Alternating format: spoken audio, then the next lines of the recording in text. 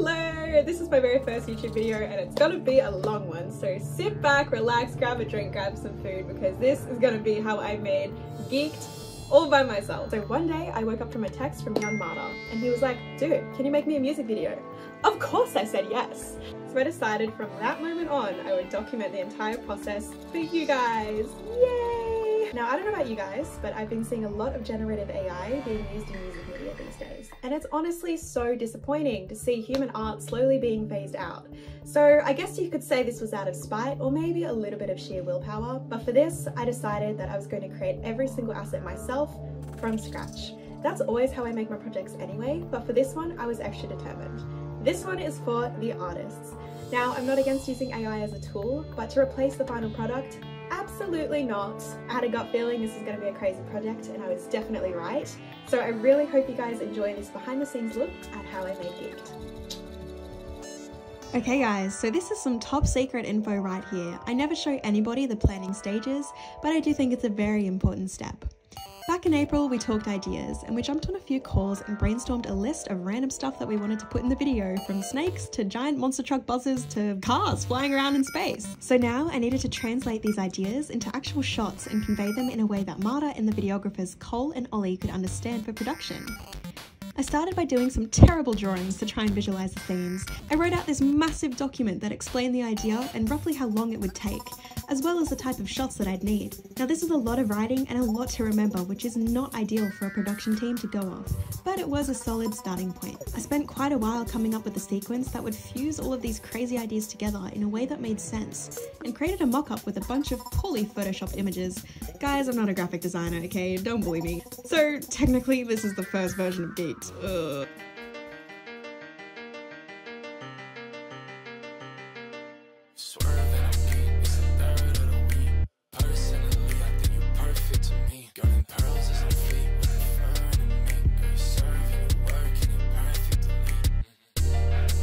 Now this idea was crazy. After some delays, we fast forward over to August, where we want to start production. So one problem, bro lives in America and I'm in Australia, so we quite literally produced this thing from across the world with a production team of like 3 people. The goated videographers Cole and Ollie, as well as myself. For my final shot list, Martyr and Johanna had to do a little bit of acting here because there was no set. I was going to make the entire set from scratch in 3D and then put them in there, so these shots had to be filmed very specifically. We all had to call a few times to get some specifics down, but we did get there in the end. Once a shot list was made, I went straight to Pinterest for some inspiration. I started to make a very extensive reference board to collect my thoughts and ideas, as well as clarify the visual language. He wanted the video to be super bright and colourful, so I pinned everything that caught my eye. Whilst I was doing this, Martyr and his team were busy filming, so here's a behind the scenes look at what that was like. Alright, just look into camera, and then just like blink all the way. Blink? Yeah, hard. $400 on my wrist. This ain't no pair of Osiris's. A call from the second chorus.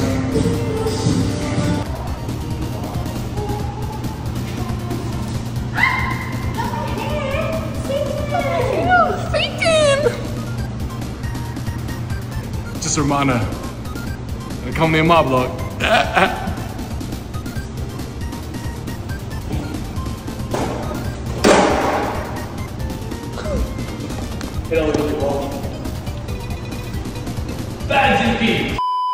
And so now, it was time for me to bring this to life. The execution of promised ideas and concepts were in the palm of my hand, so I didn't waste a damn second and got started.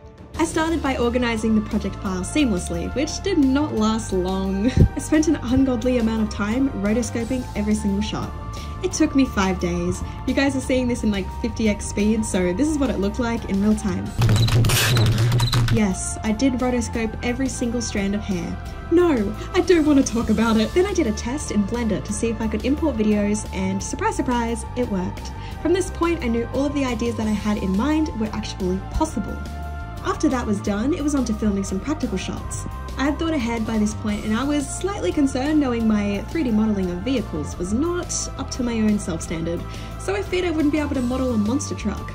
So guess what guys, I bought a real one and I filmed every shot myself to integrate into a 3D scene. After filming on my dodgy ass setup, I started some vigorous modelling, so I sat there for yonks, 3D modelling every leaf, blade of grass, tree and all the other bits and bobs for the scene, until I ended up with a pretty solid asset collection.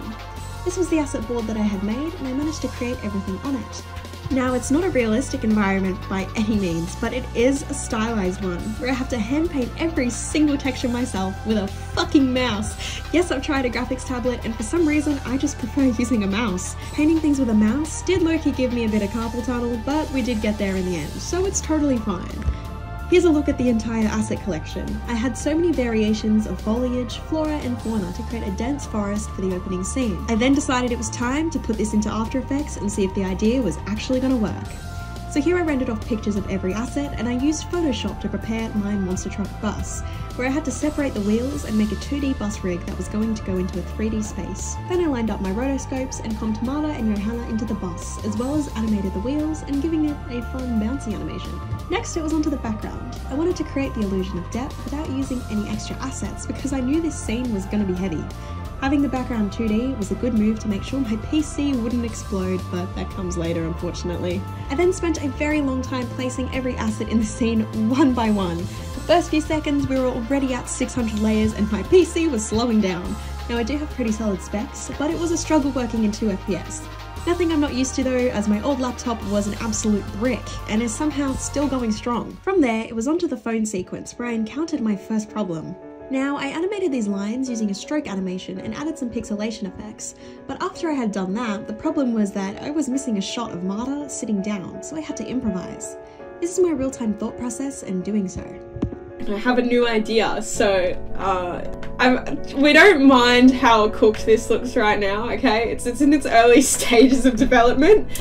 So this is the storyboard I originally made, right? And after the phone scene with the little beam things, it goes and hits the back of her head, and she blows a kiss to Martyr who's sitting on her hand. But I don't have this shot of Martyr, so I need to improvise, and I've got an idea, and it does still involve her, but a little bit later. So the scene that I'm gonna build here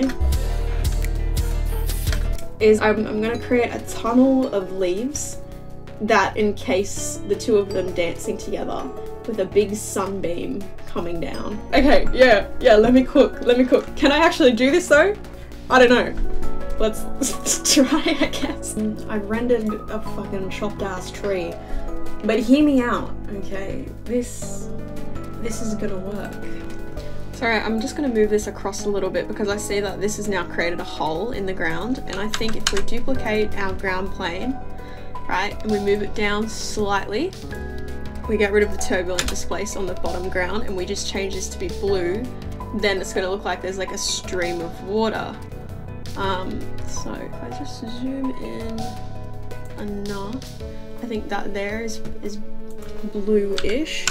So then if I take levels and I turn down the input white, then we've got a bit of a water stream happening. I managed to save this part of the video and honestly make it better than what I had in mind for the storyboard. I drew these flower petals and then animated each one to grow, revealing the scene of Martyr and Johanna underneath some purple wisteria trees.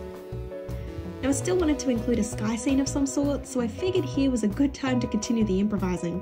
I started painting clouds, the moon and the stars to continue the fantasy aesthetic. I also created an entire space system in Blender to use for the background. Then I made a nebula and a sky dome with stars to make a day and night cycle throughout the video. For the sequence, I rearranged some of the ideas from the shot list. I had this front shot of the bus happen right after the wisteria scene. Then the camera would pan up into the sky. So I placed Martyr in the clouds and I had the scene close in through a window. I had this vision of these giant clocks swooping down on vines for continuity that he's still in a nature scene. And then I was like, you know what else is in the sky? A hot air balloon! So I 3D modeled one to use later for the video. Next up, it was time for the mushroom sequence. This idea was ambitious because I had to make it entirely in Blender and it was my first time doing something like this. I also wanted to change up the flow and the pacing for the second half of the video to keep it engaging overall. The scenes looked really cool with all the hand-painted textures and were really fun to put together. Only one issue though, they took ages to render because of these damn particle systems. Oh well, it was so worth it. Now we were starting to get close to the end, and I knew this final scene had to be something special. I came across this image on Pinterest that sparked the idea for the ending, so I wasted no time and got to work. I made this water animation in After Effects and brought it in as a texture in Blender for the river stream. Then I did a very subtle ocean simulation to get the movement of the water. I also created some fog for depth and brought in the mountains that I had created earlier, and it ended up looking really pretty. I started compositing my final scenes with various effects such as glow and mosaic to give that somewhat dreamy but retro look. I also had to make sure that it looked like Martyr and Johanna were inside the boat, so I keyframed some masks. Now it was on to the final touches before I rendered the video for the first time. 2D animation! Now here's a real-time look at how I created those. So this is a bit of a botched recording setup, but I'm almost finished the video and I thought I'd do a little like 2D animation tutorial thingy because I'm adding in the final like animations now. So these are my notes, by the way, for what I want to change. There's a lot. What I'm gonna do is select my lovely purple color. So for this I'm gonna do like a bubble letter sort of thing. That's cute.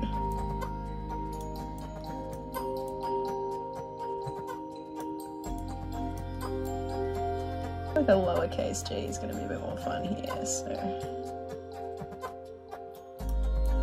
yeah, cool. And I'm just gonna straighten it up a little bit.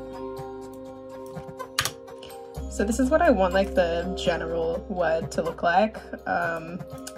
So what I do now is I just turn that onto like a much lower opacity, and I'm gonna just draw the animations onto a new layer.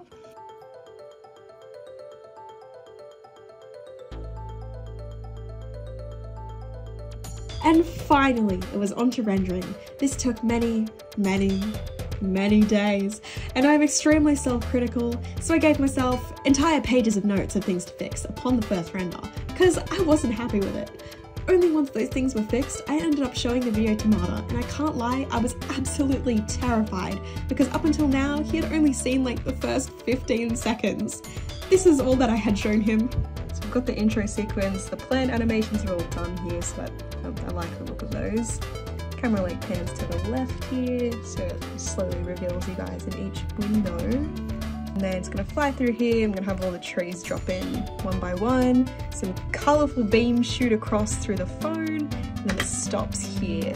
And then I want the camera to fly through this tunnel as well. It's gonna look super trippy. I'm very excited to do this scene. So then I got this text and my heart fucking sank. I was like, shit, he hates it. My life is over. This is the end. But no, he actually really loved it. And I was so relieved, so relieved. It's always so daunting showing the results of the first time. This project has been my entire life for the past month and a half. And this is the most nervous I've ever felt showing someone a project. For notes, they were all super constructive and they made the video 10 times better overall. Cole suggested to change up this scene where the background appeared too realistic, and I think this was a fantastic call as it helped with cohesion overall. He also suggested to add in a new scene to help the pacing of the second half of the video, as well as some transitions, which took it from this to this. And that was pretty much it, or so I thought. So I tried to render the final version and my PC was not having it. It was crash after crash after crash, and some errors that I'd never seen before. Some forced my PC to shut down. Crashes are stressful, especially at this stage nearing the end, but luckily I was finally able to export it, but it did take this many tries to do it. It's time for a reflection. I can't lie, I really surprised myself with how this turned out, and I enjoyed the entire process from start to finish. Now, if it's of any value to you guys, last year I was working 3 retail jobs and I had absolutely no idea what I wanted to do with my life. I had let people around me persuade me that art was not a real career, and I found myself studying something that I really didn't want to do. I'd felt everybody around me had their whole lives figured out, and I really wanted to feel that too. But then I kind of realised, why am I letting these people dictate what I should be doing with my life? Now I'm still studying that same thing and I'm gonna finish what I started, but I encourage all of my fellow artists out there, whether you've never made art before, you're thinking about it, you're a beginner, or you've been doing this a long time, start putting your work out there, because you never know who's watching. And do not let anybody tell you that you can't do something. You can do anything that you put your mind to if you have that little bit of faith in yourself. I'm so incredibly grateful to Martyr and his amazing team for giving me this opportunity, and I hope you guys enjoy this behind the scenes look at Geekd. Peace.